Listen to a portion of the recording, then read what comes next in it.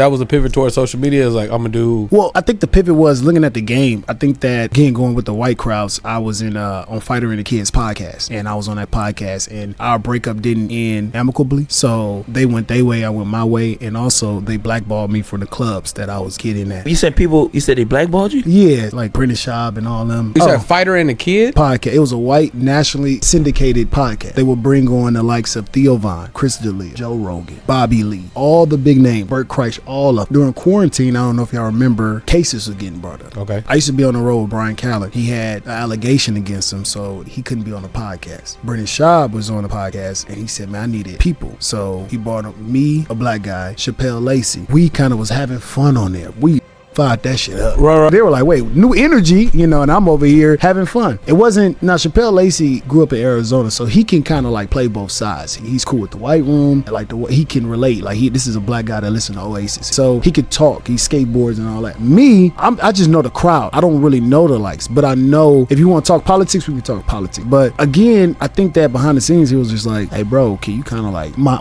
headliner, Brian Callen, he was just like kind of like butt of the joke. So I'd be the butt of the joke. So I was the butt of the joke. I just didn't feel right being the butt of the joke. Got it. Because they were laughing. They weren't laughing with me. They were laughing at you. So my pops to the point where he was like, bro, I can't watch this. He said that. But I have my own podcast called Cut and Wait, and I'll be myself on there. And you'll see the comments that come over there like, hey, bro, why you ain't not like this on the podcast? So then I'll be quiet sometimes. So then behind the scenes, something happened. I can't, say, but I wasn't feeling it. And everybody went over there to that side. Like all the homies, they went follow them. I was like, man, y'all wrong, man. Y'all know it. You know what I mean? So we split up. Still up there on my podcast. I was like, man, look, bro, if you want to go like this, I said it. If you want to be like this, we can have it one way. But I didn't know what I was up against. Nobody knew who I was. Once I got off the podcast, they didn't like me. We don't care about you. I thought but I had to clear my name. Like being from LA, we don't tolerate any smut on your name. Right. So I said that, and next thing you know, all my bookings, like they know, the clubs know what they did. So I couldn't get all the clubs. So I was just like, get backed up in mics.